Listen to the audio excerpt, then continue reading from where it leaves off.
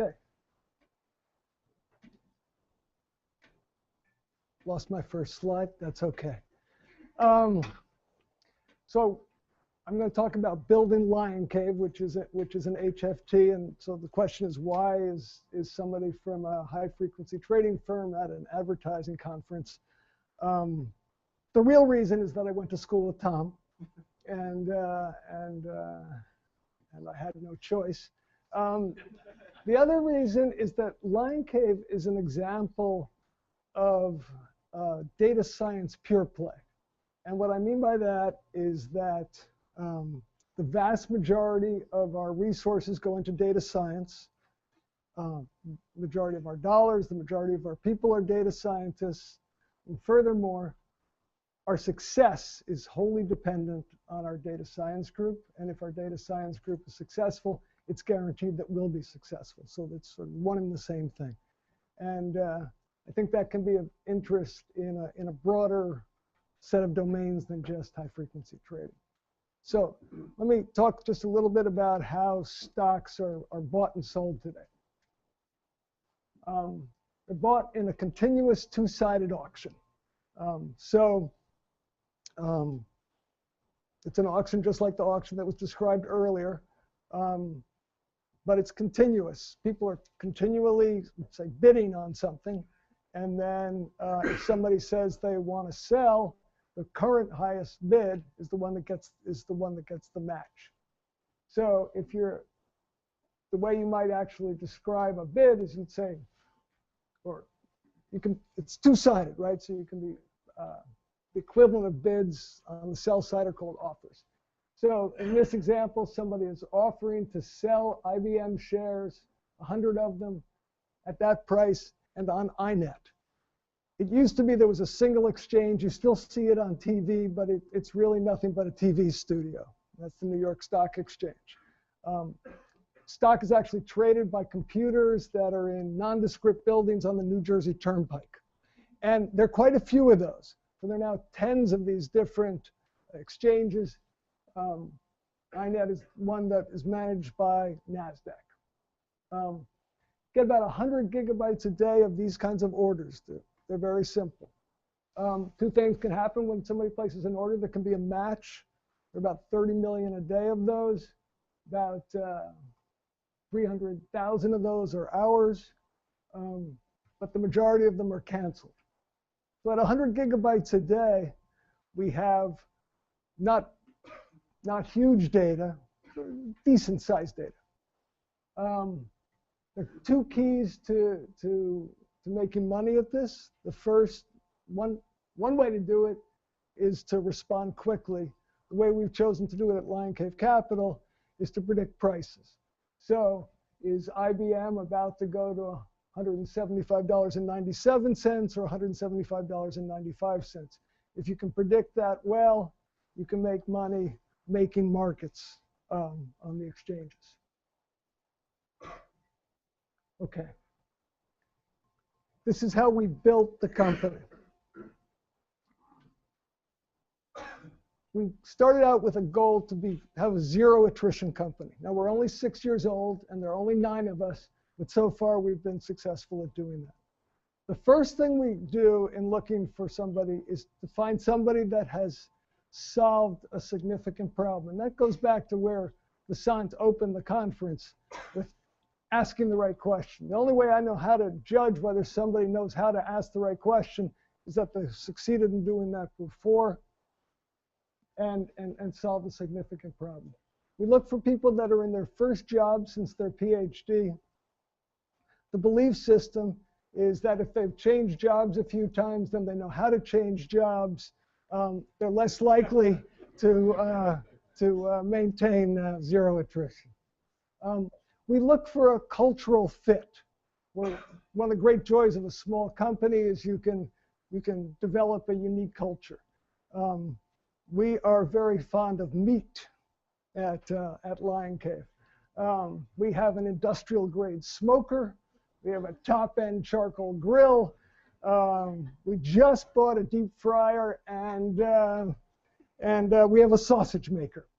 So while there's nothing culturally, I mean, sort of morally wrong with it, it's not a place where a vegetarian is going to fit in nicely. Okay. Everybody in the company either worked at Bell Labs or AT&T Labs or was the PhD student of a Bell Labs or AT&T Labs alumni. This gives us a common feel. It also makes it much easier to evaluate people that we're thinking about hiring. Chris Valinsky will talk later. He's our pre-recruiter at Lion Cave. And finally, on cultural fit, we like people with a diverse set of interests. So we have an Indian who's married to a Greek who's married to a Malaysian, a Turk married to a Taiwanese, a Catholic married to a Jew, and a Jew married to a Catholic. This gives a more feel for who we are. Finally, we look for people that have no experience in finance. And there are two parts of this. One piece is that there's a toxic culture in finance and that we don't want to import into Lion Cave. The other piece of it is if we were to hire somebody that had a finance background, it would seem a bit like cheating. So, if we had got some of our insights into how prices were going to move from somebody who'd worked at another firm that was trying to do the same thing, then we wouldn't really know that we'd earned our way. So what do we offer them? First thing we offer them is a generous bonus based on as a percentage of the profits of Lion Cave. Every day, people know, we start the day without any stock and we end the day without any stock. So every day we know what our daily profits are. Everybody knows what their share of that is every day. And that keeps people focused. But in addition, it's empowering. There's no manager that's going to come to you, at the end of the year and tell you whether or not you've had a good year or talk to you about specific objectives that you either met or didn't make. The data scientists are in control of their worlds. And finally, and with Valentine's Day, just a week from tomorrow, it seems appropriate, we offer our data scientists love. Now, how do you love a data scientist? Okay. We provide them with infinite hardware. We provide them with tools and libraries. Roughly 20% of our budget goes to supporting data scientists. So whether it's through hiring people to build tools or investing in the hardware, this is at the core of what we do. The worst part of this slide is the concept to test in 2 hours. I didn't know how to write it. But the basic idea is that the more ideas that a data scientist can try, the more likely they are to discover something important. And in fact, it's super linear. So if you can do 10 times as many, try 10 times as many different things, you get more than 10 times as many good ideas. And so we're relentlessly trying to drive down that cycle time. And finally, the way you love your data scientists is you build a data science pure play. So what does that mean? Well, I'll start with the negative definition. These are things that we don't have at Lion Cave. We don't have any sales. We don't have any marketing. We don't have any HR, PR, or IR. We have no funding agency to make you beg for funding. We have no product management. We have no management hierarchy. This is a very good thing if you're a data scientist. 2 reasons. One reason is because this allows us to spend all of our budget on hiring and supporting data scientists. The second is a little bit harder to measure, but